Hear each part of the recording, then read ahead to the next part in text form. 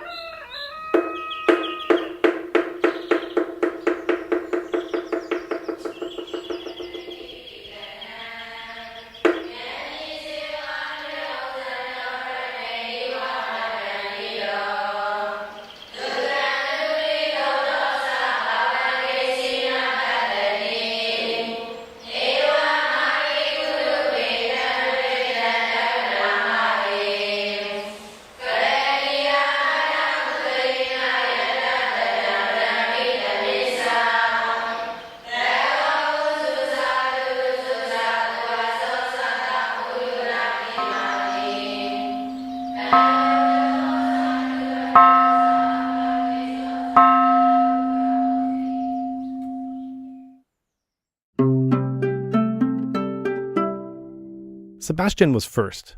That's right, Sebastien was actually the inaugural interview conducted for Insight Myanmar. Although you're likely not listening to his interview as the podcast's first episode, as Sebastien was the first to experience the new recording studio, the first transcript that our sound engineer processed, and the first interview that I conducted. So I'm grateful that he willingly was a guinea pig for us and threw himself into our little Dhamma experiment without really having any idea what we were about because, well, there was nothing before him. I had met Sebastien several years earlier when he and his partner asked me to help arrange a pilgrimage in Myanmar. I ran into him again last year while I was leading another pilgrimage, with Sebastien wandering into a secluded Sagaing Hills monastery just as we were taking off. He was looking for a quiet place to meditate for an extended time. And that's likely what Sebastien is doing as this episode goes to air, because soon after taking the time to sit with us, he left on yet another private pilgrimage to meet several teachers and take his own retreats here in Myanmar. Actually, just minutes before preparing this script, I saw a social media post of Sebastien sitting cross-legged in a large Dhamma hall, seeming the only foreigner with scores of Burmese yogis behind him. I think Sebastien offers a refreshing voice as an on-the-ground meditator, as he is perhaps more similar to many listeners than other guests who have come before, such as those who have pursued lifelong renunciation, rigorous academic study, or are teachers in their own right. Sebastien shows what is essentially possible for any meditator anywhere. Check out of your normal flow of life for an extended period, put on a rucksack and board a jet plane to Burma, and hop around the Golden Land as a Dhamma bum, soaking up the wisdom of a deeply devout Buddhist culture. His interview thus represents a kind of armchair pilgrim for the listener, and perhaps it will inspire some to get up off that armchair and eventually get up to some of the sights that Sebastien describes here. And although this was our very first interview on Insight Myanmar, we hope it will not be your last with us. I'm really happy to be talking now with Sebastien Le Normand, and he's just come to Myanmar a couple days ago. I think it's his third trip here. Is that right? Third time, yes, in Myanmar. Yeah. Third time, yeah. So he's a Frenchman who's currently living in Canada and taken extensive trips across Southeast Asia to pursue meditation and spirituality. So I wanted to hear a little bit about his travels and his experiences in the Golden Land. So first, I was just wondering if you could share a little bit about your background and what initially brought you to wanting to pursue meditation and spirituality. I would say there have been two main stages in my life around that, and it started as a young teenager. I come also from the martial arts angle, and so I would say karate. Yes, so that led me to discover Zen Buddhism, and felt quite impregnated by that, and I started to read about Buddhism, Buddha's teaching, discovering the history of the martial arts through the Kung Fu, through China, and back to Bodhidharma, and back to Buddha. And that inspired me so much that I decided to meditate on my own as a teenager, and that worked really, really well, and I got many good results. So that led actually quite my life all along until somebody mentioned Vipassana to me when I was in Canada, and then it still took me 10 years to actually make the step, but then at my first retreat it went really, really well. So then I was set for the Dhamma path. Yeah. Very clearly from the first retreat, exactly reminding me things that I had discovered on my own as a teenager, and how extraordinary they were. So, when was your first retreat? January 2013. Okay, this was in the Goenka tradition? Yes. Yeah, right. And so do you still practice martial arts today, or is it mainly not per se anymore, yeah. It's almost like I moved on to less of the outer activity and more on the inner side. Right. Yeah. Mm-hmm. Right. So you say you took a Goenka Vipassana course in 2013, and that really worked for you. So I guess I'm curious if you could share how you settled on this practice, why you felt this practice worked for you, and what you've been able to get out of it. I would say that exactly from back in the days as a teenager too, I had my own kind of principles in general in life, and one big one is that I like when things are the most simple, and I find often when you do the most simple, it's the most efficient. And I really enjoyed to hear that through that the tradition of Vipassana and Goenka emphasizes a bit on that. Let's keep it at the most simple practice. No rites, no rituals, no, just observe the breath, as also Webu Sayadaw would have, influenced that way with his own technique of just the breath, bare breath. And so I really enjoyed the fact that it was focusing on the most simple way of practicing, and that appealed to me. And exactly, again, I have my own karma that, was meant to lead me to that, but then it worked really well for me, so that's why.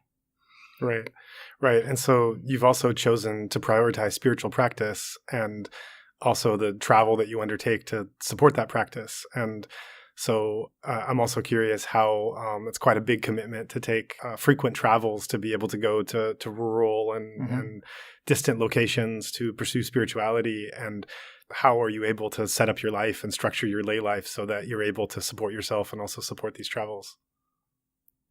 I would say that Goenka would have said that Dhamma works. And so after my first retreat, some changes happened in my life, and basically some certain people showed up right there.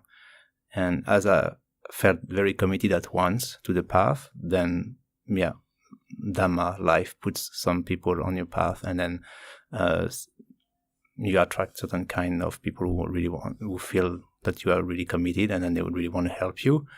And that motivated quite a few people to take the Vipassana course for themselves too. And they also felt that they benefited from it, so they wanted to give it back to me. So some people started to want to support me, and also as they felt that I had that strong commitment, and I also felt the pull to actually come to the places of origin or source of the practice. I had a feeling that would really inspire or emphasize or reinforce, the practice and the feelings and the depth. I wanted to come to those famous places as a pilgrimage, and it worked again. It really, I think it affected me for the good. And then people saw me coming back, with more like a glow on the face, and then they're happy to see that, and so they still want to support me that way, to give me the possibility to travel and have free time to come again to these places. So. Yeah, and so kind of a follow-up question is, many Western meditators, they regularly take courses, but they also pursue their own jobs and livelihood in the area where they're from, and just integrate that into your life. And it seems like you've made a life decision to go beyond this and to want to pursue travel to remote places, sometimes difficult travel, sometimes places where you don't speak the language or know what to do, and sometimes in an environment that's pretty secluded or rigid, and so you've kind of gone beyond just continuing your life with the benefit of practice, but it sounds like you've reoriented your life to encompass where practice leads you. So I'm curious also how this decision came about and how it's been for you. I would say that, again, since I was young, I felt that, well, not so connected to that society and the way the system works, and I felt quite a bit detached, but also I felt like people were caught up in the rat race and all that stress around and some often nonsense. And I was about what I always call the real deal thing about things, and I felt like I don't mind to take chances or to take risks about that. And also, there's a couple of things like after the retreats and more retreats, then I started to become much more aware of my karma or karmic energy since I was born. And then in hindsight, I started to see the signs in my life that made me feel different in that sense, and being able to dare. And basically that's the thing that I've heard since I was quite young from different people, family, friends, other people. They're like, wow, you have the courage to do that, to take that decision. I wouldn't do that. I wouldn't be able to take that decision. But for me, it's part of the real deal. And in one way, again, as far as connection to Buddhism and the Buddha, there was, for me, actually, again, that simple sentence that we all know from Buddha's Enlightenment Night, what he stated before sitting there. I have that similar mindset in life, It's like, that's it, I'm committed to that no matter what.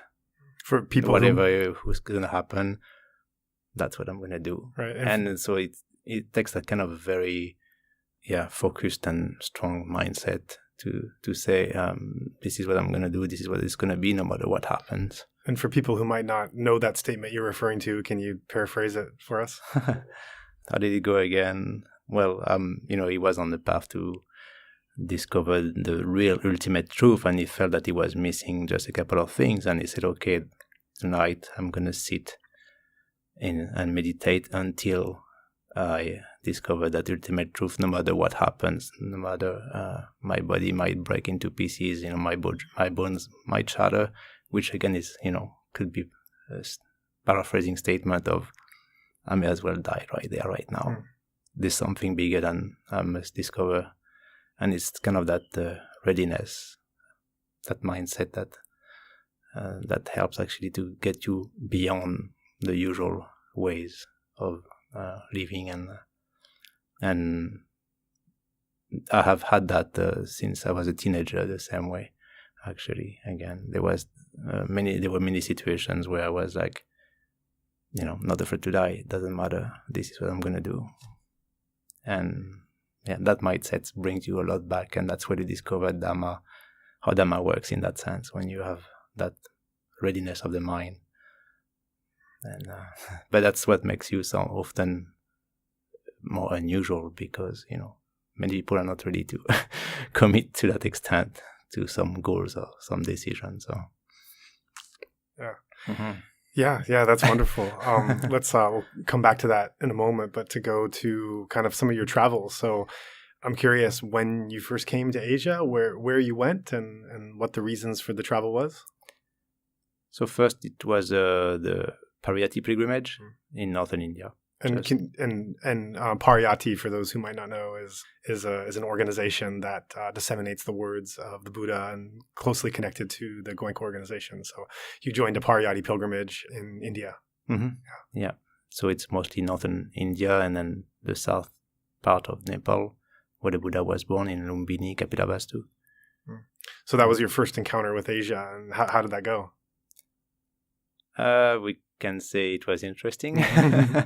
Interesting experience. It was definitely new and definitely like a culture shock in some ways, but you could say there were two aspects. And actually, I don't know if I can say that now, but I just watched another documentary that has been around now lately around the Buddha and the Goenka tradition, and they mentioned some things around that, as much as it was also Goenka's mission to bring back VIPASSANA to India, the birthplace from the Buddha. Then we talk actually about Buddhism, but still India is Hindu and Hinduism. And there is, as much as there are similarities, there are also some major differences. So that would be the two aspects of that, those mixed feelings, basically. it's nice to be and to go to those famous Buddhist places. There is a vibration there, especially in Bodh Gaya and anyway, the main ones like Kushinagar also, where he went into Parinibbana.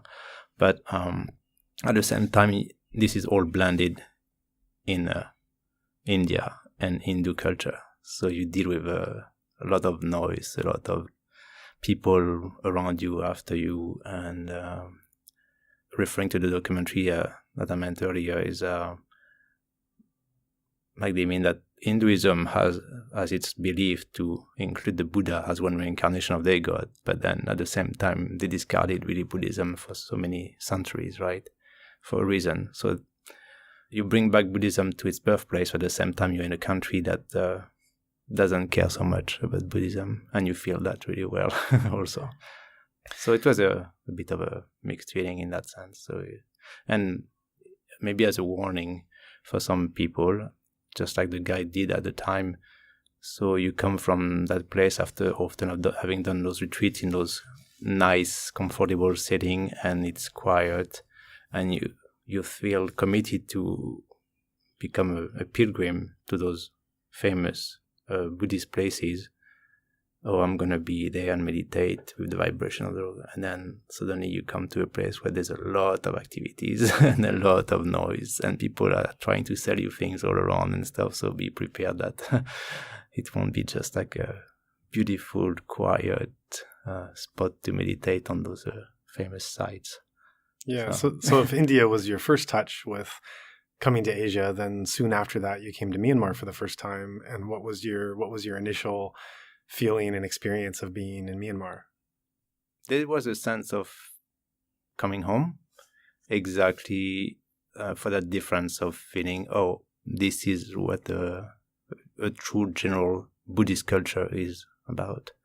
The attitude of the people was so different, and there we could start to expand on, how Buddhism turns into a religion and how people are conditioned from birth to believe anywhere, to behave certain ways. But there's definitely a very different attitude in the behavior of the people who are Buddhist versus another country where it's not the main religion. Yeah. And there was a lot to be appreciated of in the line of dedication that the people have. Such as? Well, they were...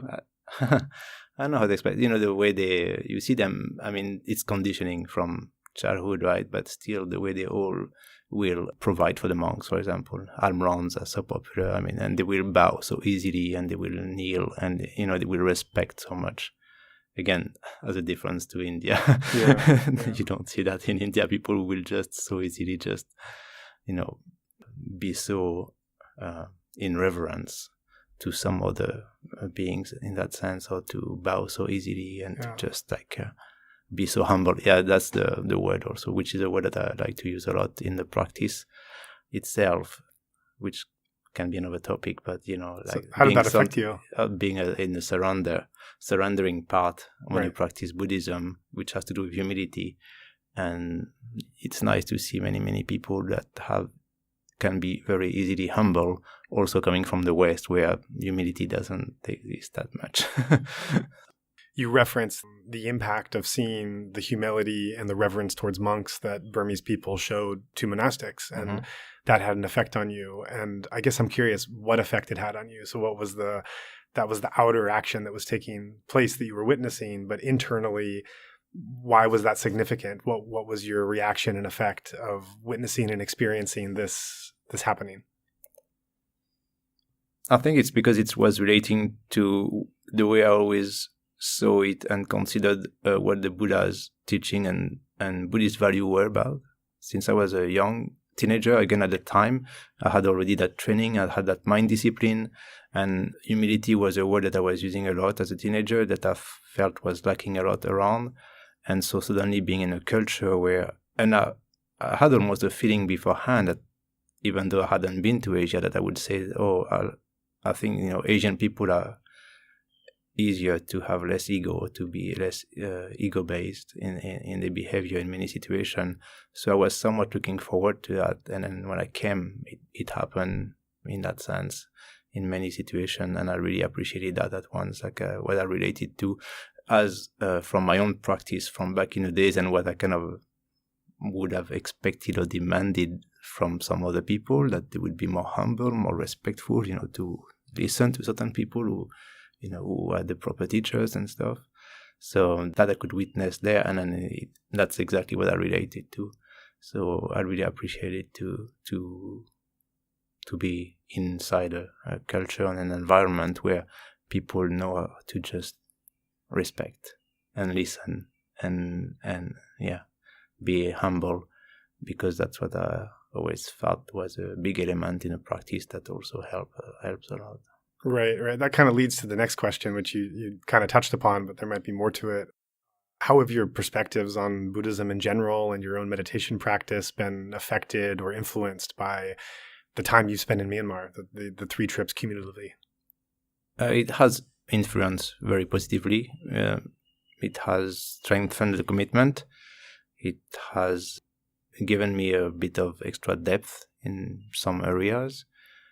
Exactly that. When I see the monks and mostly the more advanced monk, and you see the commitment, I feel the vibration radiates around, and it just compels you. If you're already on the path properly that way, it kind of compels you to go deeper, further along. And I think there's a reason why a few Westerners, when they come here, and the one who are dedicated, they feel like being ordained for a short period too, and it's already a sign in that way. So for me, it was just confirming a lot. It was, as I meant, there was a sense of coming home in some ways, and then there was a sense of strengthening the commitment, confirming that's my path, and to see the level of dedication of many, many people around here. So one of the motivations of this podcast and some of the other kind of Dhamma work and information I've done is to want to extend the conversation to people that have never come here, that have thought about coming or wanted to know kind of what it's like here, what the experience is. And you've come and spent 3 different visits here, and you've experienced a lot of different things. I'm sure there'd be meditators listening to this who are thinking of their own trip and trying to imagine the experience. And so I wanted to ask you to share some stories and anecdotes of your experiences. Before we were talking more in general terms, but I think it'd be neat to hear some actual stories of how things have unfolded. So the first thing I wanted to ask is maybe something that happened that inspired you, some inspiring moment, something that you took away, some lesson of inspiration. Can I mention that, the first time I was here, it was also because you were my guide? Yes, you can. Everything is allowed on here. So you could have a say around that then. But, maybe you would remember. But for me, as we know that whole practice is around karma. And so there are signs, basically, in life that way. And I would say that there were a few times when we got to some places and you were like, well, I'm not sure if, this doesn't really happen usually, or this is rare, but, it might, let's ask, or let's say, and if it's out. And then we go to that place and, like, oh, that's the day that actually, usually they don't take the Buddha relics out, but then actually today the person is there and then is willing to take them out, for you to meditate or under the Buddha relics or something like that. So then we went also to IMC, which is International Meditation Center that Sayagyi Bakin created in Yangon, where he made that pagoda. And I always felt that I had also a special connection to Sayagyi Bakin beyond Goenka. And when we went there was this older man, you said, who was one of the few left of the old student from Sayagyi Bakin. And he also felt like proposing us to open the pagoda and to get inside and see the center of it. Because I was going to ask you, do you know if it's something that's easy to do usually or not? What's that? That they open the old pagoda to people? No, it's not easy. Yeah. It happens, but it's not easy. So different events like that, synchronicities that, again, karmic signs in some ways. Yeah. Mm-hmm. Right. How about a moment where some kind of learning take place? Some insight that happened based on some encounter or conversation or experience in the 2 prior visits? Is there some kind of moment of awakening you could share? Yes, in some ways.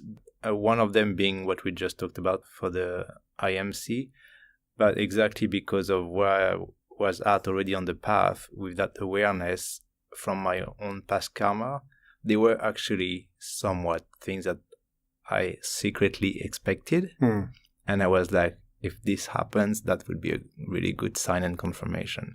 So there was that one thing about IMC because of that connection to Ubakin that I have. And so the fact that we got allowed to get inside the pagoda and see the center cell where Ubakin was, for me, was very, very strong. And again, it's just a sense of emphasizing, reinforcing the whole thing.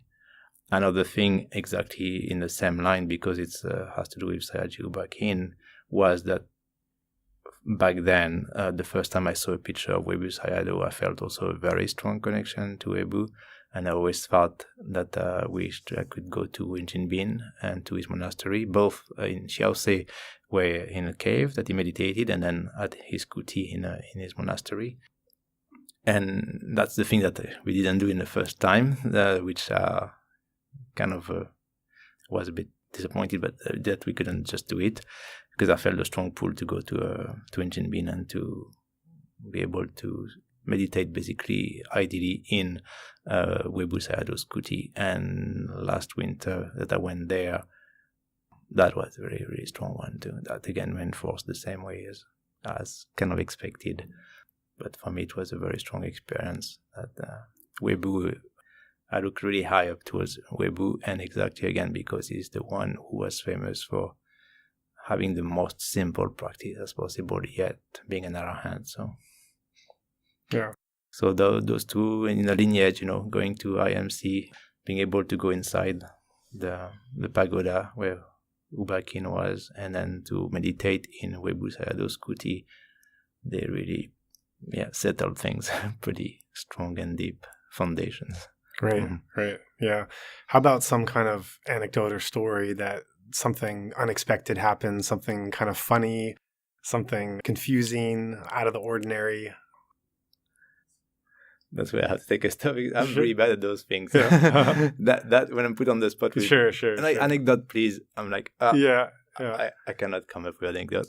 I mean, I have led a lot of people on pilgrimages. Sometimes something really special happens that everyone feels, but other times, one of my favorite things to do after a pilgrimage is ended is to ask people, what was the best moment, the most inspiring moment, what's something that, really stands out. And pilgrims often say things I didn't even notice, just because everyone's personal connections and feelings and moments of significance come in kind of unexpected ways. So to give one example, I asked one meditator who went her most profound experience, and she told a story of seeing nuns in a line and making eye contact with one of the Burmese nuns and just breaking into a smile. And I don't know if anyone else noticed that experience, but for her, it was extremely profound to make eye contact and share what she felt was a very deep and sincere smile and wish of goodwill with no words, with a person that didn't necessarily speak the same language. And that nearly brought her to tears, just that moment of connection and sentimentality and feeling. And this was also a meditator that was a little bit nervous coming to a poorer country and not knowing what to expect. And so to have this moment of a deep connection to a nun wearing robes who didn't speak the same language just by a smile and a look was one of the most significant moments of her trip. And so it's always fun to hear, that sometimes they're not things you expect. There's something that from someone's own background and experience strikes them in a deep way that is wonderful to hear and to know, what effect it had on them. Yeah, what I was trying to think through things at the same time, and then it depends, because you were asking also about maybe something kind of funny, but maybe still, for each main teacher in our lineage in the Goenka tradition, we went to a Pure Way, Sayateji place, And it was also really nice to be able to meditate in his own little corner of the monastery there, in his own little chamber there. And then, but then there was a group of people meditating there, and then there was this woman who really broke into like a little personal crisis, and there was a lot of screaming and crying and stuff. So that was kind of interesting to see how the people were trying to deal with that. We don't really witness that in the West and stuff, but it's a different culture, and people are in one way more in tune and more emotional about things, like more like a straight out or instinctive about thing. And so that was a interesting moment. And that compound close to Moniwa from Lady Sayadaw's disciple, that was pretty impressive. That was something. It was weird. It's almost like a entertainment park of Buddhism with all kind of structures and architecture and buildings, and that was interesting. But I would say it was still also a powerful experience to go to Lady's Monastery and the cave. Lady Sayadaw.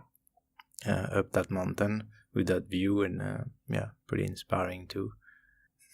A little funny situation, as much as, again, this is a Buddhist culture in general, but it doesn't necessarily have to be the way we expect it from the West, and we have, again, some preconceived ideas, how things should look, what Buddhism is about, or how Buddhists should be, and monks especially. Again, people have robes, and we have an expectation to see them this way or that way.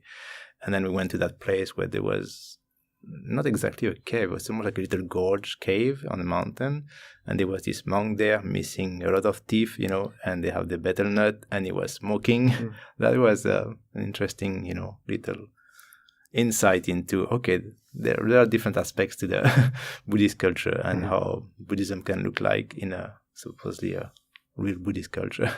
That was interesting to see that monk would just smile at us and was chatty, and he was smoking, and so that was another anecdote too. Yeah, great. Great. So you've talked about some of the inspiring moments and some of the interest of what drove you to the country and being moved by the generosity towards monks. But overall, this is a very traditional Buddhist culture from top down, going back centuries. It's a Buddhist religion, Buddhist culture in Myanmar. And so I'm also curious, coming from a background of just doing pure meditation and having meditation being the driving force, what it's been like being in a Burmese Buddhist culture.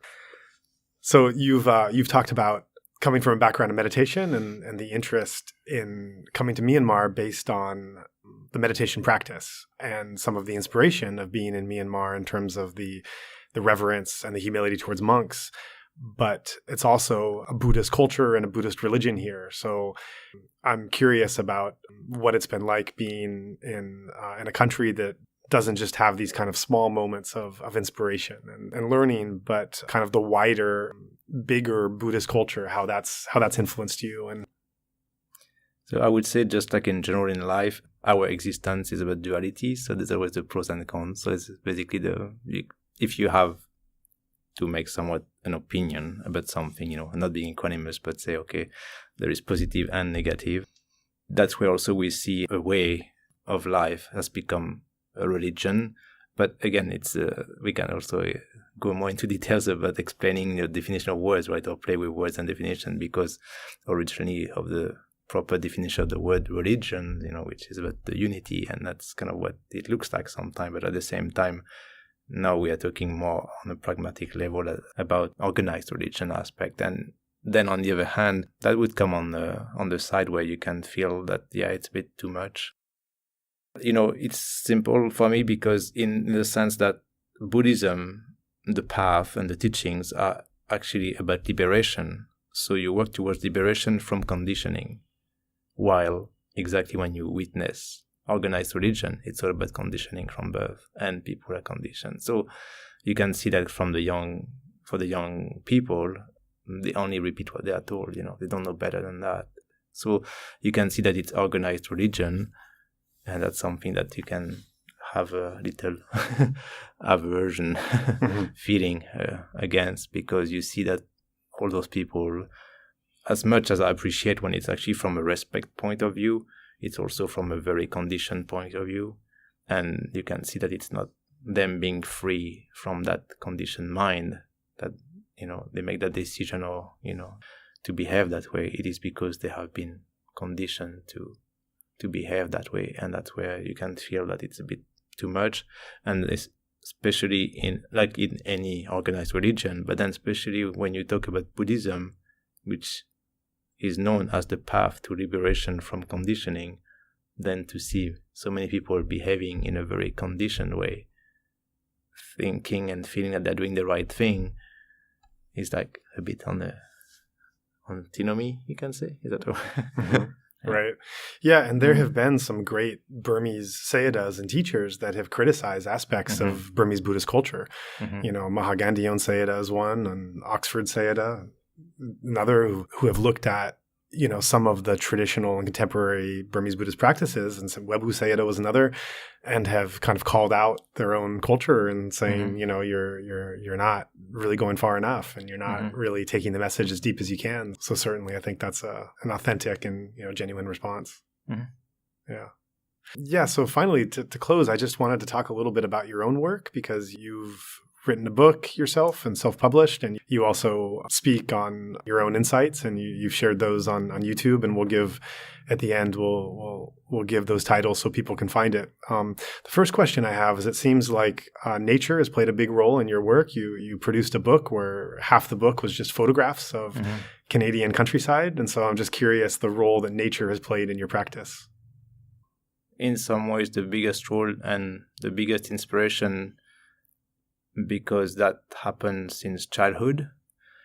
Again, in a way of not feeling like you fit in the system, not fitting your own family, not fitting in your own culture, not fitting in your own school system, which all this seemed so big nonsense, and you start to lose taste for life in some ways, and you're trying to find a meaning to things.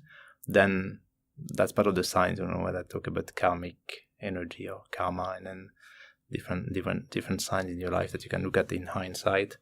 Then, often people in that situation start to find refuge in nature. First, we have the refuge in Buddha, refuge in Dhamma, refuge in Sangha. But for me, actually, I had that as, in my own ways, as the refuge in Buddha, as we are told, is not exactly, in the person as a Buddha, but in your Buddha nature.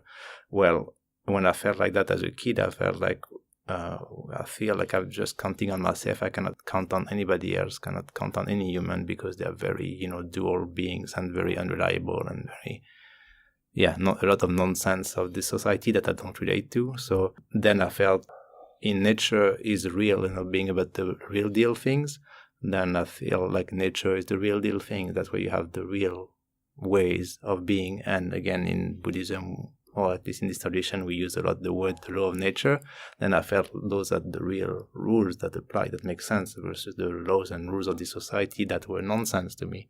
So I felt refuge in Dhamma, in nature, where I felt it was real life, real things, real ways of being, real values, respectable values there. And the Sangha would be then, again, detaching, like many people, from the human society and find more refuge with animals. So I used to hang out more with animals. And I had, again, very special moments, encounter with wildlife. Which animals? Well, I relate a lot to wolves. If you can talk on, in another hand, about, totem animal in other cultures, and First Nation culture and stuff. But since I was a kid, I had a lot of a strong attraction to wolves, and I've had a few encounters with some wolves. But then also observing the eagle in the sky, soaring and circling, it was very inspiring for me. I always felt the appeal of being high up in the mountain. And an example and anecdote is like, so not fitting even in your own family, then we start to have conversation with my dad, and we argue, and I had all those very clear ideas, which actually are Buddhist values that didn't fit in my French culture. And then we had those conversation, and my dad was like, well, anyway, enough of your own weird philosophies, as Goenka would say, but people, to those people, they're just philosophies. For me, it was very real and very pragmatic and very scientific or rational. But so we had this argumentative conversation, and then ultimately my dad would be, anyway, enough of your ways of looking that are so weird, and you should maybe just become a monk one day and just maybe go in a cave. See, I was told that as a teenager. So, and I always felt the appeal since then to also spend time in nature, high up in the mountains, caves. That was very appealing to me already back then. So have you been a monk in a cave yet? Not a monk, but I've been in a cave. But I would say that at some point, let's say with my deepest experience, where everything became very clear, then at that moment it's like, well, I may as well become a monk anyway, right then, because it's so clear. The full detachment from everything and worldly things. Then when you experience it from within, then it's almost like, I may just as well. I've had that feeling at that moment, but then I wanted to be realistic about certain things, and meant that I still should stay a lay person for a while anyway, for certain reasons, and exactly to experience more and have more to share in a way of relating to worldly things to other people, so I can keep on having my life experience, worldly experience, so that I can, when I explain things to people, they can relate, because I can explain or give specific examples of when you have a worldly life that they can relate to, and then compare to what I've experienced on the other side. So it makes it easier for people to understand the difference. Right. Mm-hmm. Right. So another thing I noticed in your book when I was looking through is that you often reference addiction. It comes up a lot in your writing. And so I'm wondering if you can describe what your definition of addiction by the way that you mean it, and what role that you feel addiction plays on the spiritual path. So addiction, yes, to some people, that's where we start to get into the provoking wording of things, but to some people, when we have started to talk about, meditation or Dhamma and stuff, and I can be pretty blunt sometimes, because as Goenka, I'm not into discussing philosophies, it's people like to debate and argue, but ultimately it's either when you have experienced and or then you like to go into theories and philosophies. But I like to say that the human mind works by addiction, actually. And basically everybody is an addict, and it goes back to the dependent origination, which is a big thing, in Buddhism and Buddha's discovery and teachings. And that's exactly connected to karma in some ways. So the big word at the end that keeps us rolling in samsara is craving and clinging. Well, craving and clinging basically is addiction. So, you have sensations that you're addicted to, and you just want them to be repeated. And as the word means, sensation, it has to do with the senses. So any kind of sense experience, people develop some kind of addiction one way or the other to them, or an aversion. But we all have and live by addiction in some ways to various sense experience from the different senses that we have, the 6 senses. And in that sense, it's also the way maybe actually Goenka doesn't go too deep into that, but I explain to some people, and that's where people can be surprised by that take or that angle that we have in proper Buddhism, is that the way to look at life. And for example, people are very excited when you have a kid and that's just born and start to develop, and people get excited and look, as Goenka mentioned, quick, like coming to the senses, look, he's developing these senses, he's becoming aware of his senses. What actually you do is that you start to develop your addiction to your senses. By discovering them, you start to figure as a kid that you have your sense doors that give you sensations, and you start to have your strong opinion about those sensations. Either you like them or you don't like them. And then actually starting to develop your addictions. And that's what makes it so hard at the end to go the other way, to backtrack on the dependent origination, which is the path, right? It's basically backtracking that. So to the point that ultimately it becomes ultimate detachment from any sensory experience. Right. Right. Another line that struck me in the book is you said, I'm quoting your book here, you said, people are so scared to be alone, having to face their true self, although there resides the solution to all their problems. Become a meditator, dive deep into your core, through your layers and find your source in connection with the whole, then no loneliness anymore, no need for anything outside anymore to distract or fill up some gap, and only ready to give, share true compassion, true love, not asking for anything. So one of the things I was struck by this is I was curious how this sentiment that you express about loneliness in your book relates to your own decision to pursue spiritual travel, often on your own and in foreign and remote places. So one of the things I'd like to know is, has loneliness, a sense of loneliness, has that been an issue for you in your own practice or in your own spiritual travel?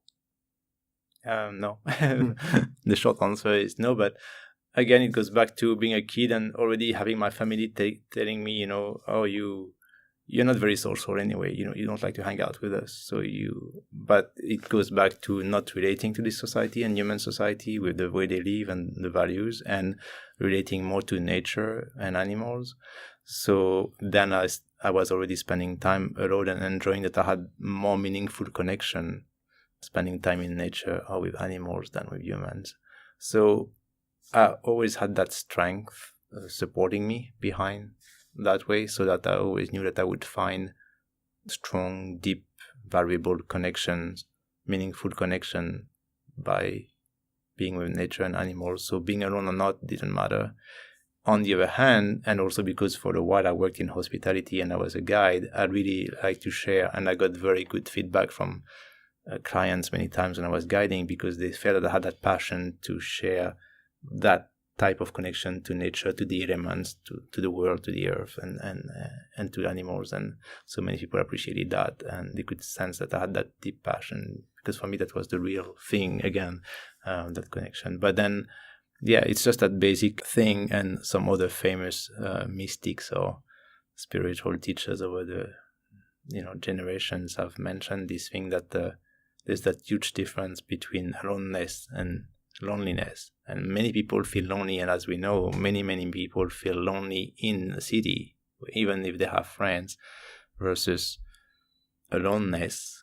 Solitude. If you can do it for quite a while with introspection, then we'll start to give you this answer, and actually will allow you ultimately to connect. If you don't freak out by being alone, but rather accept and settle down in that situation, then you can start to experience those deeper connection to real thing as nature elements. Even like we talk about in Buddhism, the 4 basic elements.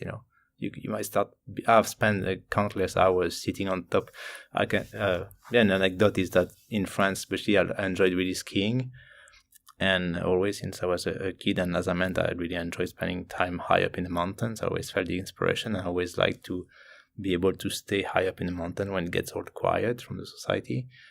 But in France, ski patrol never let you stay, of course, after hours. So I had to hide. So I was hiding from them after they closed the runs and the lifts. And so I could just spend time sitting high up in the mountain. The entire night, or? No, just until sunset, because skiing down in the dark is not easy. Right. But sunset have always been, that way also important in some ways. But just that opportunity to sit by yourself high up in the mountains. And, of course, you have the typical pictures of all those yogis, whatever, cartoon pictures, comic pictures of, sitting high up in the mountain alone is often a classic image of what brings you depth into the understanding of life and how everything relates. And so for example, I was doing that already as a teenager. Again, I was trying to be able to be left alone, quiet, high up in the mountains. That's an example. Right. So you also, in the sentence, you present a kind of solution to the condition of loneliness as being, in your words, you say, become a meditator. So do you see the transformation into a meditator as something that can respond to the condition of loneliness? Yes, of loneliness, yes. It goes back, and I had figured that one as a teenager, that, the famous know thyself. And again, I was like, by going within, actually, I have a feeling that I will find all the answers that I need. And actually, as a teenager, I remember doing that from my own practice, that I was like, I want to find all the answers to my question before I'm 20 years old. So I'm going to meditate and find those answers by going within. And actually, it worked out for me back then. I got all the main answers I was looking for about the meaning of life, why this society is like that, human nature and stuff around that time, by meditating on my own and spending that time in nature on my own and stuff. So I became aware that all the answers lay within yourself. And again, it's all about if you manage to not freak out by the idea of being alone and go within, but if you can do the proper work of just observing, just go inside and see what happens. And it's that simple, right? Again, it's funny enough, that whole rule of asking people to do the most simple thing in the world that a human can be asked to do becomes the hardest one for most.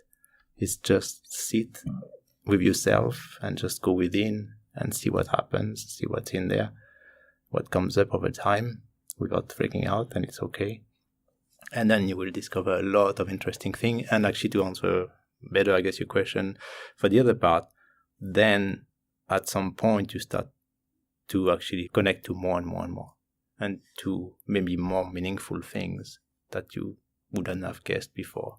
You have your superficial connection to people, to being, as being social, that you feel like helps you, and then that takes away the feeling of loneliness because you have social interactions. But then you become, again, dependent on that, or you can become addicted to that, right? Because then, again, many people cannot stand to suddenly find themselves alone.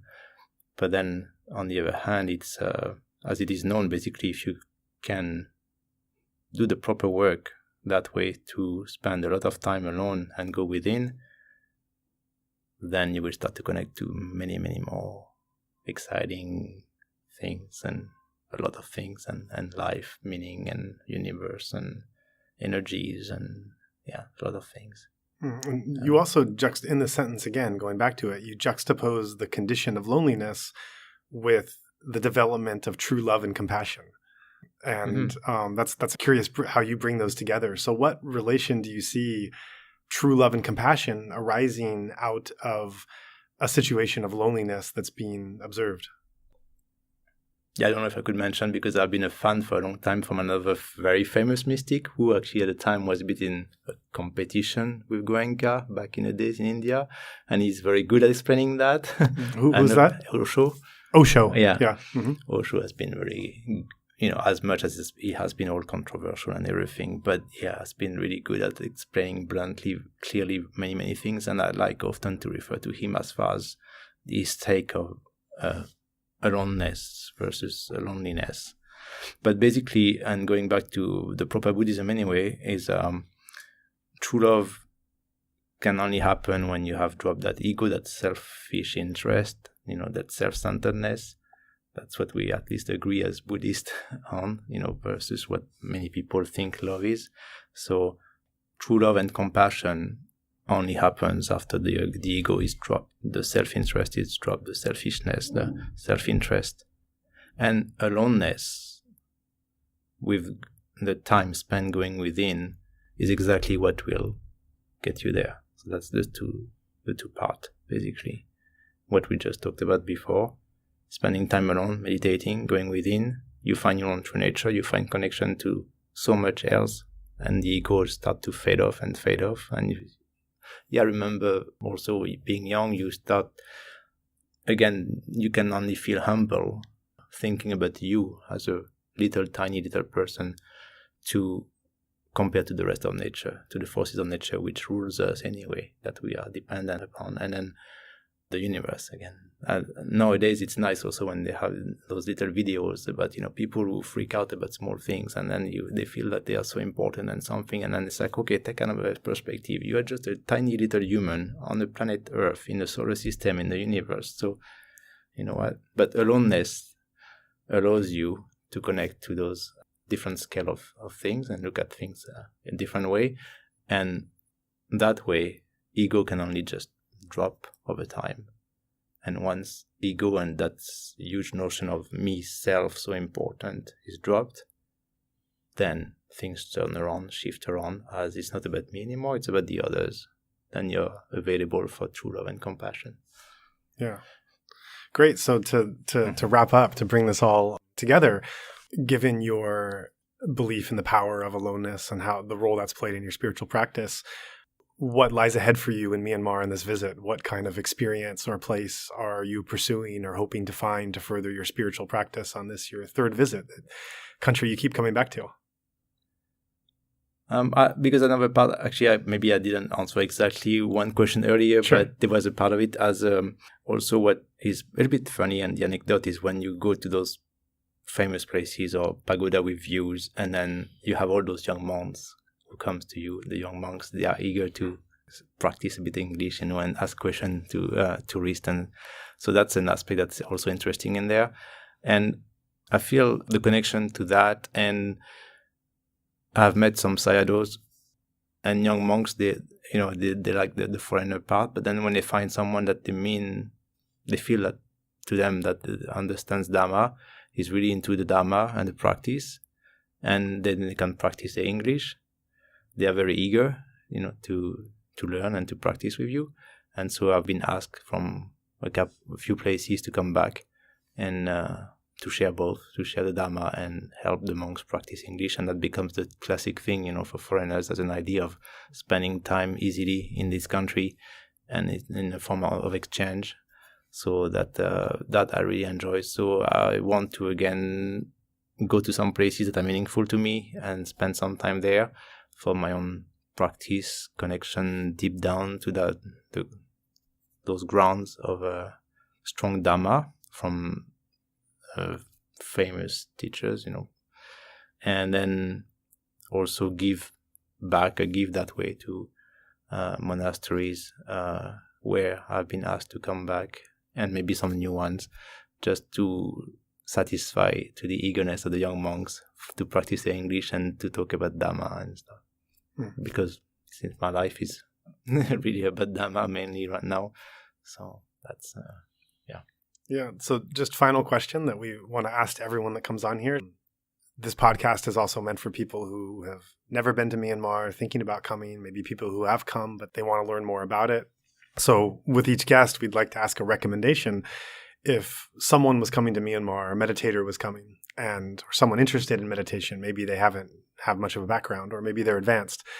But if they were to come, they were to spend 2 weeks here, or 3 months here, or 1 year here, what advice would you give them of what to do with their time? So what advice would you give to someone coming for 2 weeks, for 3 months, and for 1 year to get the most out of the Dhamma experience? Based on your personal spiritual experience, based on your personal travel experience in Myanmar, what advice would you give if someone had a time frame of 2 weeks, 3 months, and 1 year? Okay, but I think also there are two aspects, depending on still what mindset or what main goal the person has, because the one thing, as you know, Myanmar has opened up a lot to tourism, and of course, like many other countries in that way, they really want to get more and more tourists coming because that will bring income and everything. So either you come mostly from the touristic aspect of you, or you really come as a real meditator and really about Buddhism specifically, because exactly in that little short period that I've had since my first time, I've seen and experienced the difference. I see now again more and more of that backpacker culture coming in, but at the same time, people who maybe want to see a bit or want to ask a bit about what Buddhism is about, but actually they don't. It's more about, let's go and check Myanmar, what it is, because now it's opened up. It's nice. They have beautiful temples, beautiful monasteries, and it's a different culture. So it's open now. So let's check it out before it changes too much. But then actually they don't have much interest in Buddhism.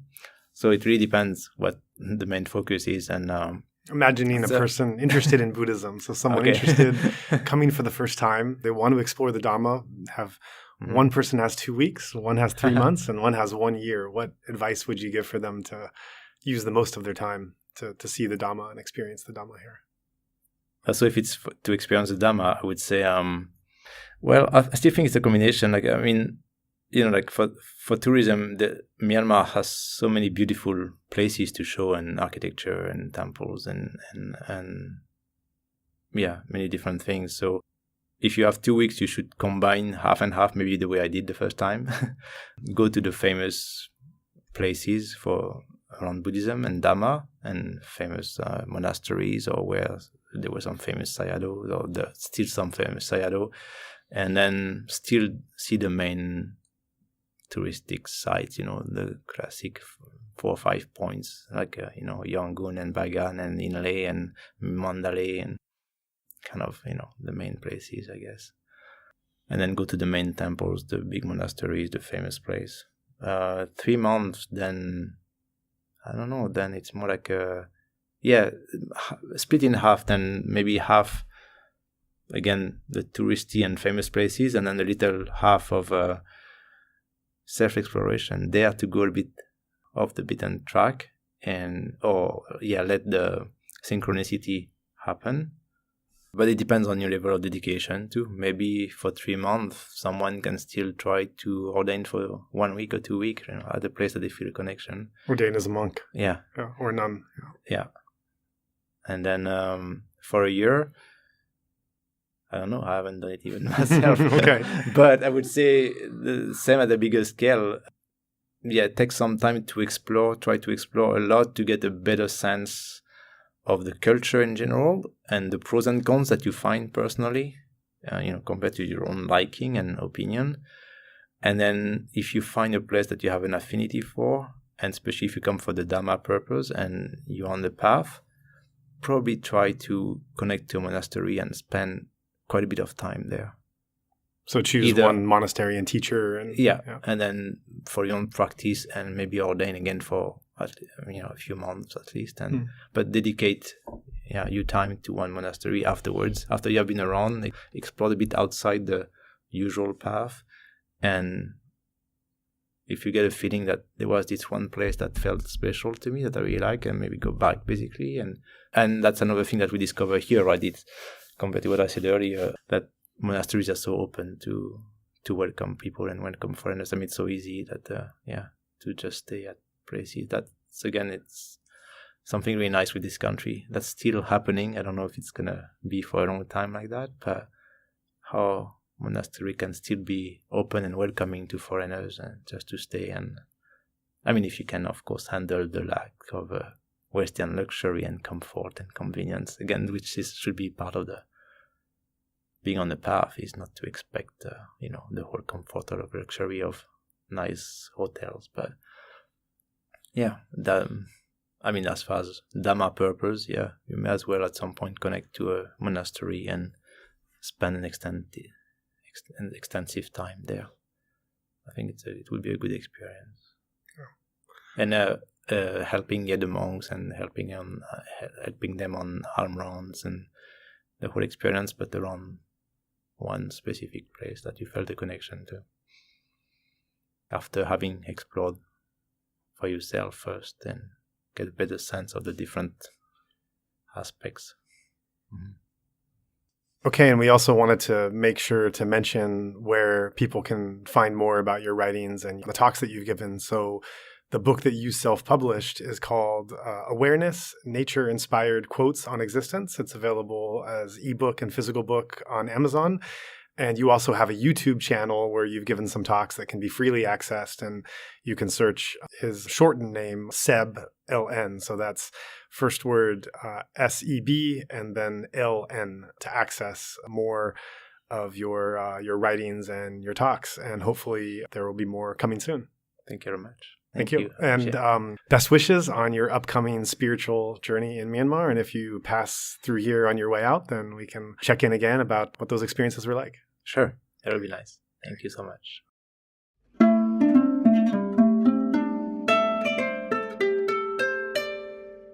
Melissa Coates, hailing from 29 Palms, California. Or actually, I don't know exactly where you are. You're at Ruth Dennison's place, aren't you, Melissa? Joshua Tree. Ah, that's pretty close, isn't it? Yeah, just down the road. So. Yeah. So for those that don't know who Ruth Dennison is, could you tell us a little bit about who Ruth Dennison is? Sure. She was also a student of Sayagyi U Ba Khin, the same teacher who appointed Goenka-ji as a teacher. And he also appointed her as a teacher. And she started this little center out in the desert here in Joshua Tree in the 70s. And it still exists and looks very much like her house. Uh-huh. Grandma's House Meditation Center. Is that what it feels like? It does. It has this really sweet grandma's house feel. But she's no longer with us, is that right? No, she passed away. I don't remember what year, but not too far off from Goenka-ji also. Ah, okay. Right. Is it similar to what Goenka teaches there? And do they still is there a kind of a system? Is it similar to Ubikin? I've heard she has her kind of own style of like incorporating gardening and dancing and It is, as far as form goes, it's unrecognizable to the Goenka system that really, as far as I understand, modeled Ubakin's format. Yes, definitely including movement and very individualized teachings. So, like different people coming in with different needs, or people coming in with traumas who can't sit 10 hours a day for 10 days. It's more flexible. And in a way, I think of it as a place that like catches folks who might fall through the cracks at Goenka centers in a way. Oh, cool. With having more like individualized attention from a live teacher. And her student, Irina Weissman, took over the center after Ruth passed away. And Ruth was the first person to hold women's Buddhist meditation retreats in the 70s. And Irina was the first to hold LGBT retreats in the 90s. And in recent years, the center has started having people of color retreats and just creating safe space for people to come into the Dharma who might not feel safe enough or drawn enough in other places, in like bigger Western Dharma centers. Sounds like a real intention of being proactively inclusive. That's great. Yeah, it definitely makes the Dharma more accessible to certain groups of people. Yeah, individuals from diverse backgrounds. That's great. Well, we're actually here to talk about Sebastian's interview. Do you want to say, you're better at French than I am. Do you want to say his name? Sebastien Le Normand. Yeah, there's no way I could say that. But yeah, we're here to discuss Sebastian's interview. And yeah, just the first thing I got to say out of the gate about the interview is like, it was actually our first recorded interview done quite some time ago. And interesting, I just edited a very recent interview, which will come out quite soon as well. So to have these two next to each other is quite funny. I've heard of other podcasters as well. When they go back and listen to their first episodes, it's they kind of cringe just because there's so much learning that happens in the first series of interviews. Well, that being said, what did you think of the interview? You gave it a listen to recently, so I'd like to hear your thoughts. Yeah, what stood out to you? There was so much I identified with in his interview, and just really common themes that actually a lot of Dharma journeyers that I met in Myanmar have had similar kind of arcs of taking a course or sitting some meditation retreat somewhere and then feeling a call to go further and kind of look towards the roots or see how they can get closer and learn more, then ending up in Myanmar, adventuring to either the Sayagyi Uba Kin Center or to monasteries here and there, and then having all kinds of synchronicities unfold and having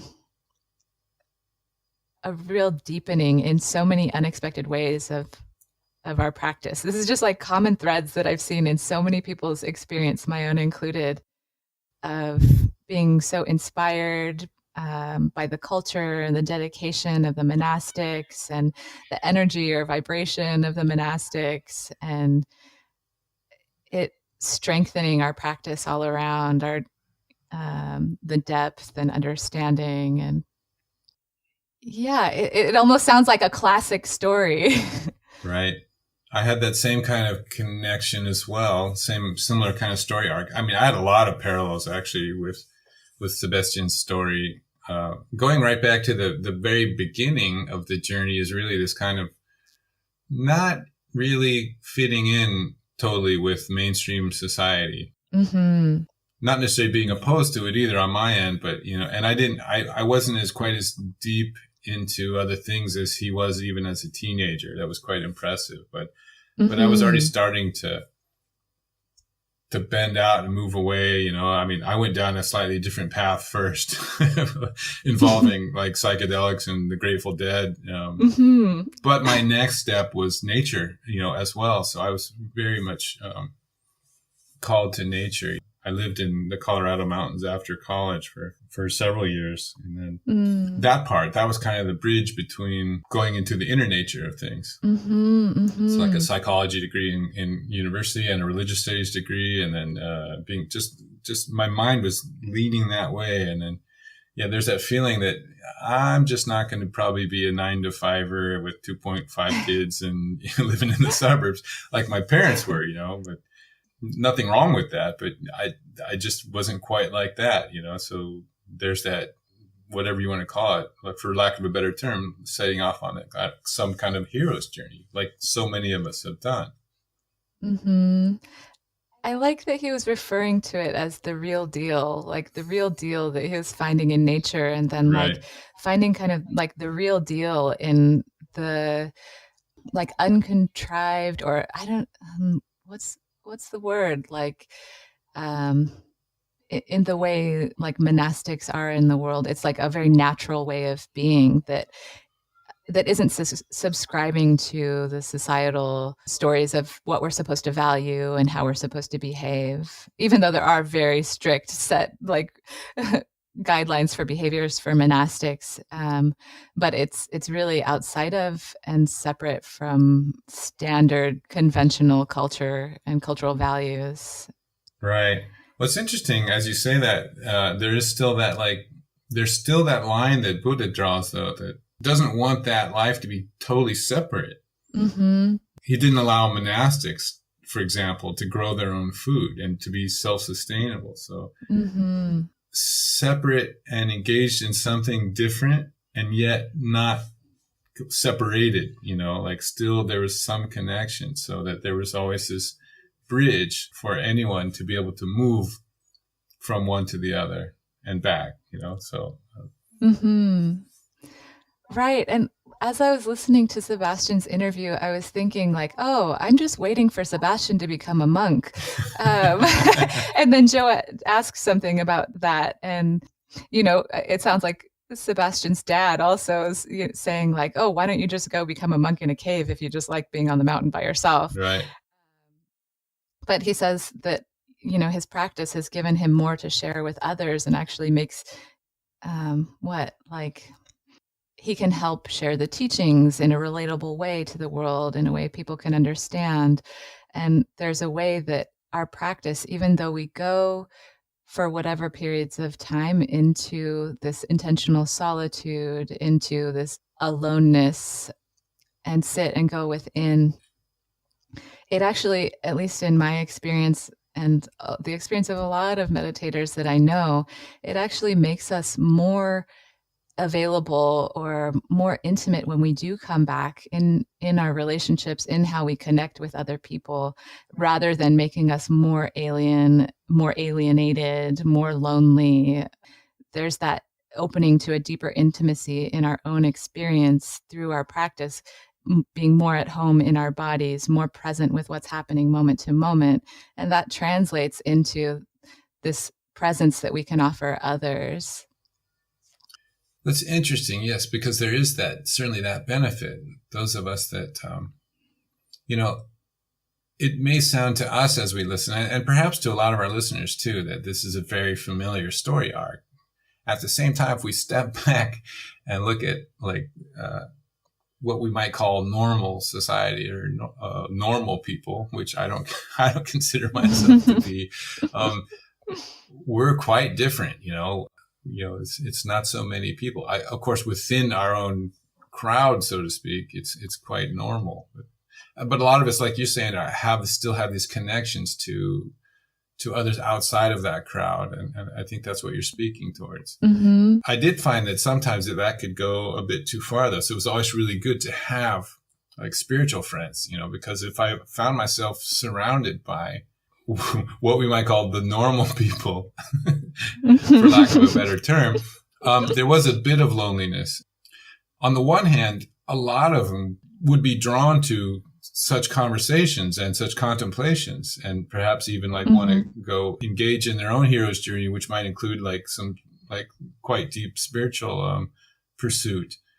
And so that was always fulfilling. On the other hand, overall, there often felt like a certain depth I couldn't go to because that would be too much, that could cause people to kind of recoil back and say, no, that's too far for me. And then, so there's no subjects I had to keep to myself, but the degree to which I could go deep into those subjects in a Dhammic kind of way was, I was very careful because I didn't want to like traumatize someone, so to speak, with some of the ideology or the depth of the practice, which is actually, when you're going there, it's actually quite a beautiful thing. But at a distance, it can seem kind of alarming. Like, I'll have to give up that, or like I won't love what I love now.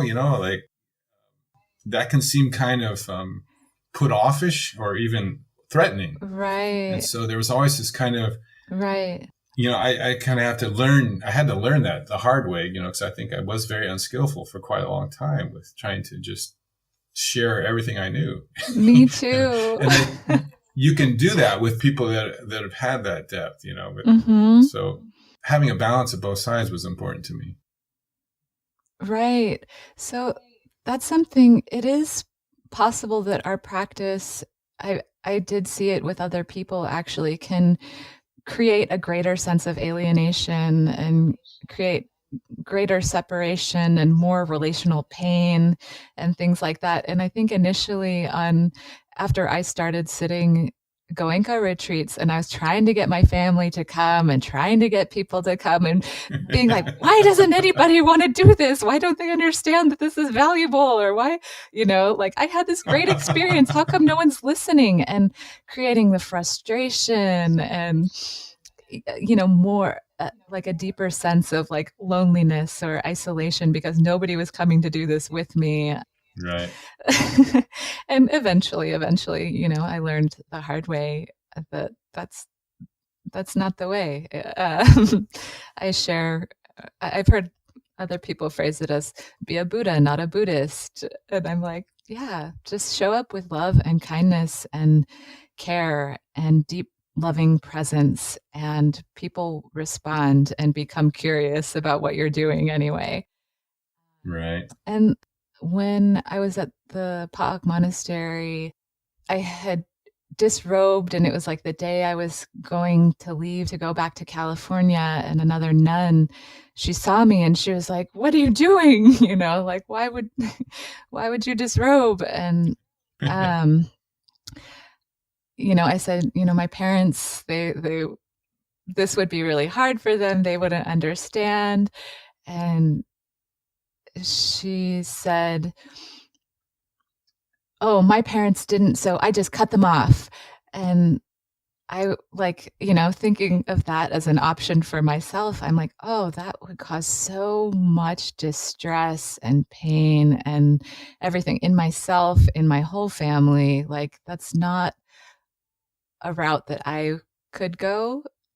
And through me being flexible and, not insisting that I come back in robes and have my family call me by this name and do my weird things like not eat dinner and everything,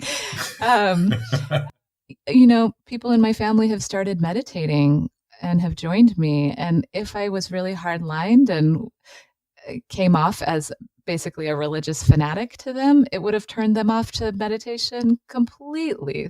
That wouldn't have even been possible.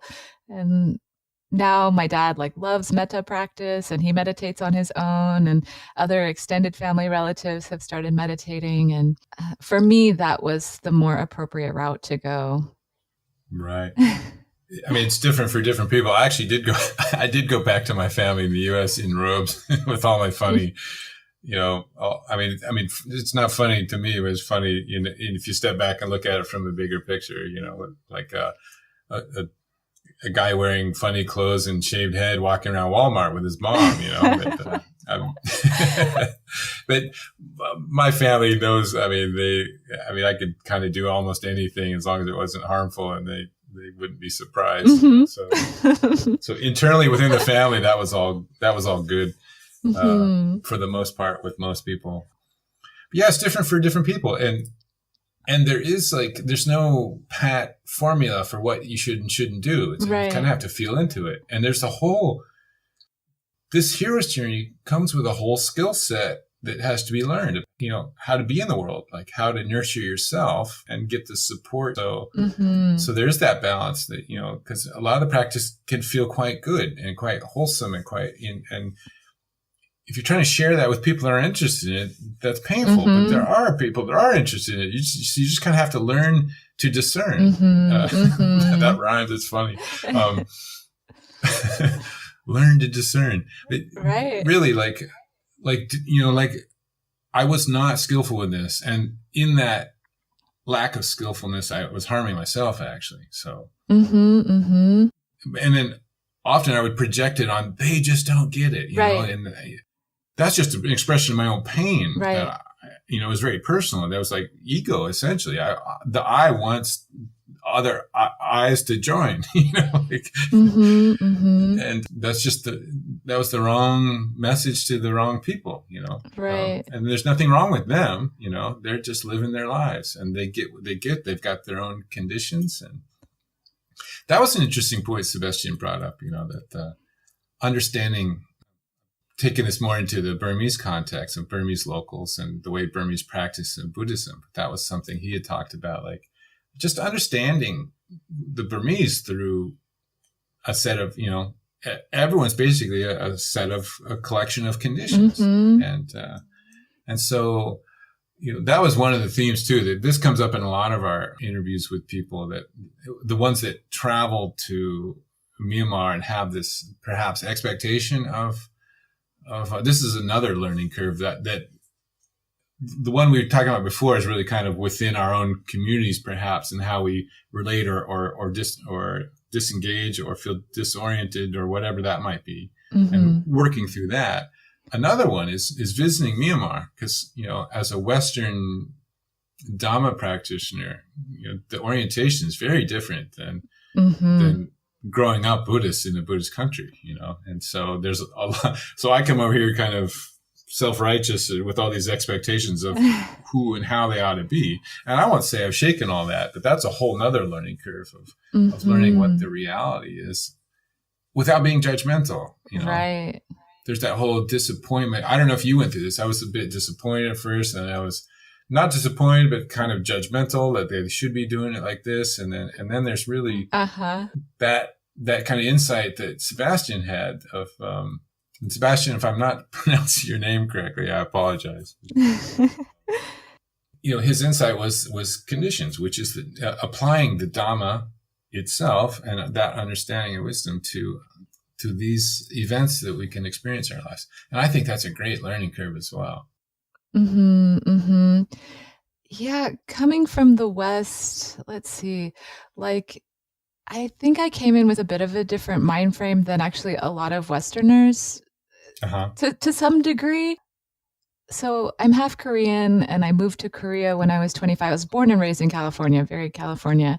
And then living in Korea, but working in expat English teacher zones, and actually encountering a lot of condescending racism from basically Americans and Canadians toward Koreans, kind of misunderstanding cultural values or expressions, or just racism about food, and just kind of all across the board, encountering that and feeling really disturbed by it.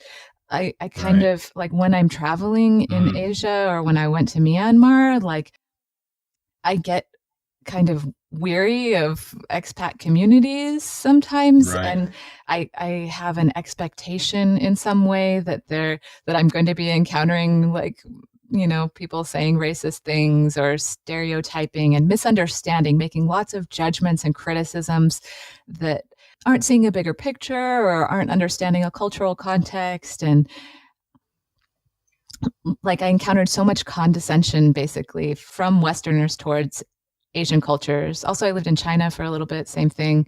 And so, though I do find criticisms coming up that, I'm seeing, especially about sexism and things in Myanmar, I'm really weary of that, or reflective on it in myself if it's coming through this conditioned colonial lens that Westerners have when they go to, say, Southeast Asia. Yeah, I found I'm totally guilty of that. And when I did a bit of a deeper dive into it, it's not only, in addition to the conditioning you're talking about, it felt to me mostly at an emotional level, just like a way to deal with my discomfort. Mm-hmm. I was uncomfortable. I didn't feel good. I was just in a foreign as in unfamiliar. And so in my discomfort, one thing to do is to kind of lash out at that which you don't feel comfortable with, as if that's the problem. Right. So it can be looked at in a content sense, but really as I looked underneath it, it was more driven by an emotional feeling of just feeling stressed, Mm-hmm. And sometimes I didn't even see the amount of stress I was holding. And then, so once I saw the amount of stress, I'm like, wow, this is pretty stressful. My mind kind of normalized the stress. Uh-huh. So I didn't see that. And then would kind of, the self would grasp onto the content and try to make it try to make myself believe it was valid. Right. But really, it's all just a way to kind of lash out and express the stress, but in a very ignorant ways. To blame it on something. Yes, exactly. That's what it felt like to me, at least. And so, Sebastian's pretty quick on his insights. It took me quite a bit longer. That mind still arises. Mm-hmm. And then there's a mind that sees that, and a mind that feels the stress. Just how can I relax into this, both in the moment, but also in a more long-term way? Mm-hmm. If I can't relax into it, I've actually become quite toxic for everyone, myself and everyone around me. Right. And the problem isn't, if I was to follow and make the Thai people and the Burmese people when I was living there to follow all my suggestions, it's ridiculous. It's really like me trying to change the whole world. Right. To make me feel comfortable is what it's really about, Right. It's from Shantideva's Way of the Bodhisattva. He talks about trying to cover the entire world with leather rather than put shoes on your own feet. Yeah, right. It's absurd. Yeah, and it's our conditioned tendency. And yes. It gets revealed in this mind experiment of moving to a new place and just delving into practice and going within and getting to observe and seeing those patterns coming up again and again. And the habits of judgment, the habits of criticism, of blaming or shaming ourselves and others, and just getting to unravel that through the practice of sitting and observing. Yeah. With the balance of neither lashing out and harming others, nor turning it in on ourselves and saying, I shouldn't be like this, really to kind of be relaxed and see, wow, that's interesting. Mm-hmm. That's what this mind does in these conditions. Right. And there's so much insight in these kinds of things. So it was nice to see that, there was insights in the journey itself that weren't always sitting on the cushion. Right. Right. There's so much that comes up through the cultural context of just, being in Myanmar, being in a Buddhist culture when we are coming from a very non-Buddhist, intense capitalist culture. Right. Yeah, so much unravels in that also. Would I be any different if I was born here? I don't think so. I think mind is mind, and mind in the same if the mind has exact same external and internal conditions, now I'm starting to understand that mind will do the same thing. what's outside of that? Mm-hmm. You know, like, what other things are going to come in and do something different with all the exact same internal and external Mm-hmm. conditions? So, of course, I don't know if we ever get the exact same conditions twice. That's why there's so much variety. But the arrogance that goes with that variety, right? Mm. I think my unique set of conditions, I tend to think is sometimes better. Right. So I'm the one that understands, and these people don't. You Right. know, back to what you were saying before, it's like the crowd back at home also. It's like, in the way that there was a stress too, were we not lashing out at them because of a discomfort, where we had kind of stepped away from what was comfortable, Mm-hmm. and then couldn't just bring that back and be comfortable with everything. Like we weren't getting that comfort. And then like, hey, you don't get it. Like these people just don't get it. Right. It's interesting. I've never heard anyone talk about that. There's these just kind of stages, like the hero's journey, that you just have to learn, you know. And I found the Dhamma itself is like there's these insights along the way Mm-hmm. of the kind of the bigger arc, you know, that these different phases of how to come back into your community with the gifts and do that skillfully. Right. How to visit these lands where these things came from that are so foreign, and be skillful, you know, internally and externally. Right. It takes a lot of courage, a lot of willingness to self-reflect really deeply, and just like the humility and the humbleness that it takes to stay open, the strength that it takes to stay open. There's so many qualities that, you know, I could really hear in Sebastian's interview and just see in our own journeys and those other folks that I met in Myanmar who are really going for it.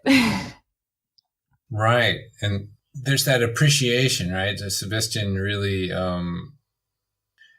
he was talking about like once you kind of commit in a sense and go for it, that the ground kind of comes up under your feet as you step off into the unknown to support you, you know, that kind of feeling, right? And Sebastian talked a lot about serendipity, and it's something I really relate to as well. Mm-hmm. For me, it was very strong in India. India is like the serendipity capital,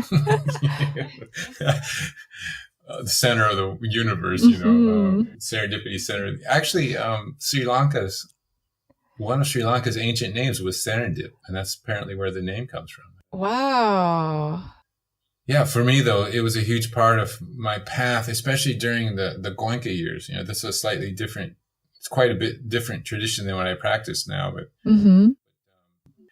I mean, in a sense, it's kind of talked about in that tradition. And then, you know, so I went to India. I've been to India lots of times, but I went once with my mom to like Bodh Gaya and all the other holy places, and had like really magical things happen. And then I went to Myanmar with Goenka. The first time I went to Myanmar, first 2 times I went to Myanmar was with a big entourage of Goenka meditators, you know, 350, 450 people, you know, from all over the world. And, Wow. and yeah, it was just like one magical thing after another. And you're just like, Mm-hmm. this has to be it. Mm-hmm. This is so many signs pointing forward, you know, and so much support coming along. Right. How about you? Totally. On various journeys, yeah, to Kathmandu and to Dharamsala, Maklodganj, just like, and all over in my time in Myanmar, just signs pointing me to certain places, allowing myself to flow intuitively and just finding guidance and support in all these different ways, of all these serendipitous things happening, or just the right thing coming right at the right moment, or just some interaction with someone that ended up being such a powerful teaching. Those kinds of things would happen all the time.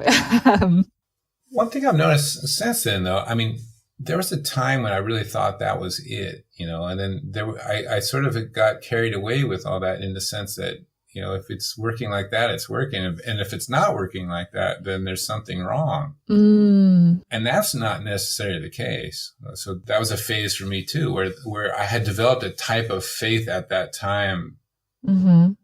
that wasn't necessarily based on anything tangible. It was a lot of feeling in it. And I guess I started to load up too much meaning in that. Mm. And then so the Dhamma, we're being touched at six sense doors all the time.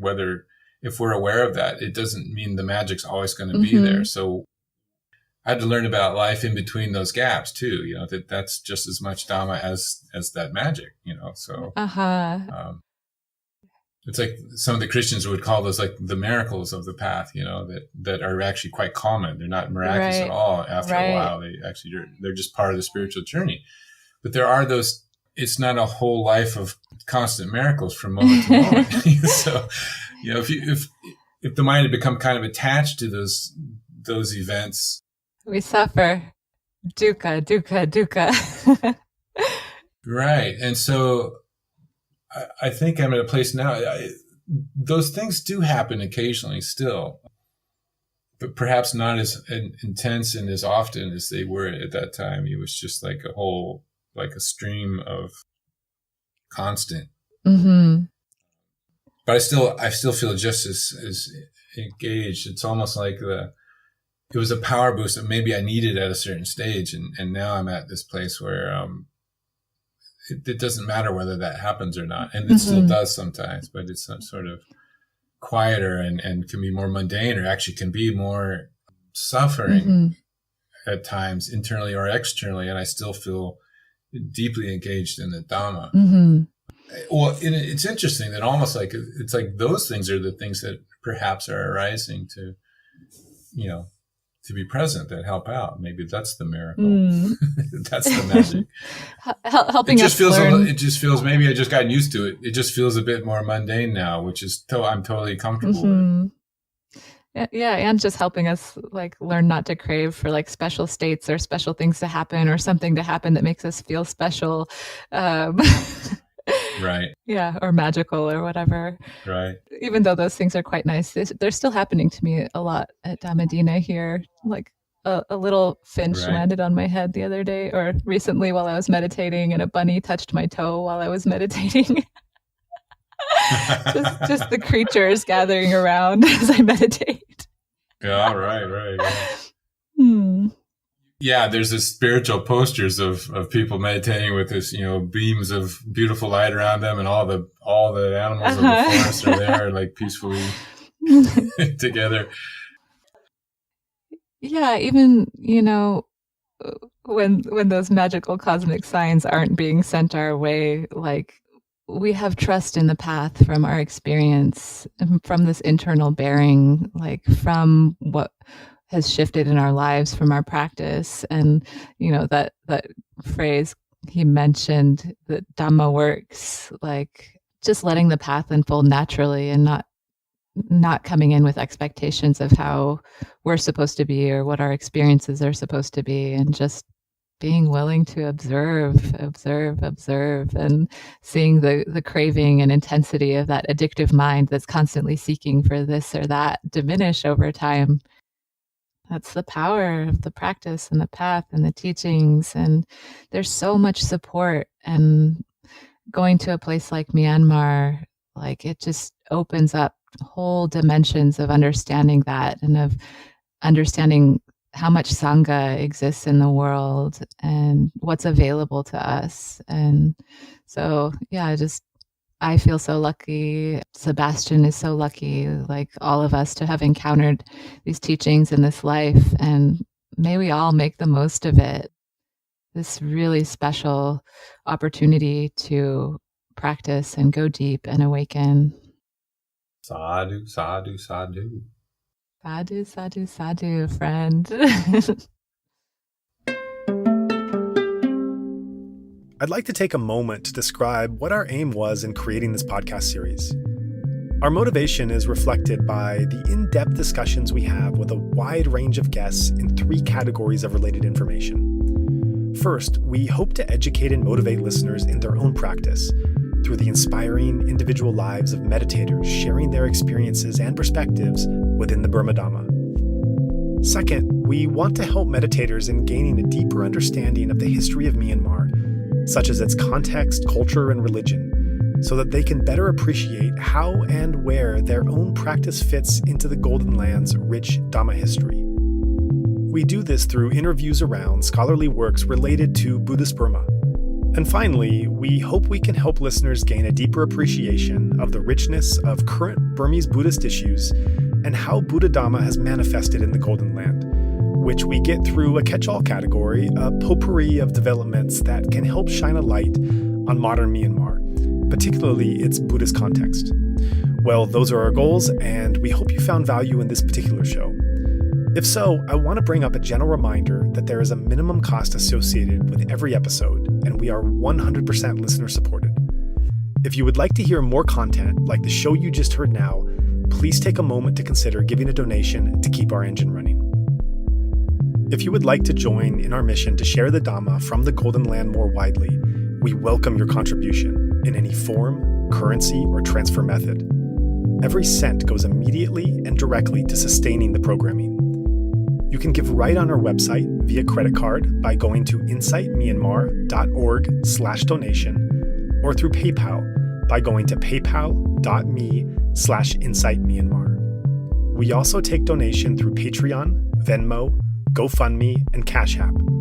In all cases, simply search Insight Myanmar on each platform and you'll find our account.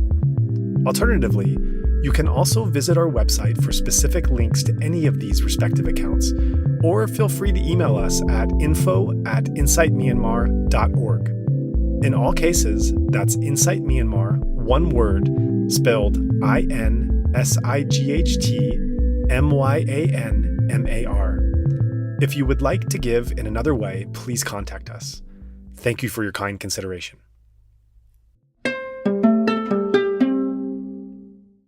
You have been listening to the Insight Myanmar podcast.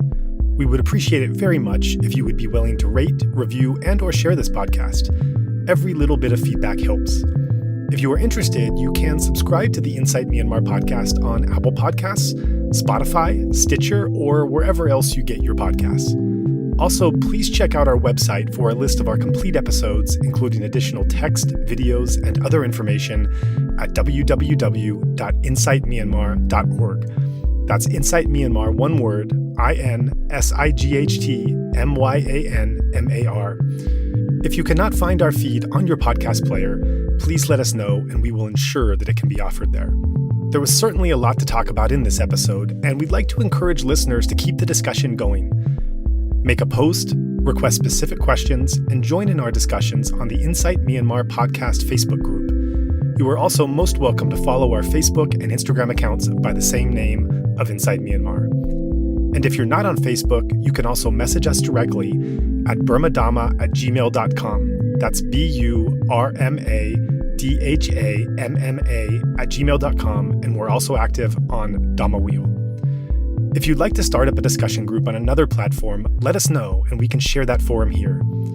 Finally, we're open to suggestions about guests or topics for future episodes. So if you have someone or something in mind, please do be in touch. We would also like to take this time to thank everyone who made this podcast possible, especially our two sound engineers, Martin Combs and Tharng A. There's of course Zach Hessler, content collaborator and part-time co-host. Ken Pransky helps with editing.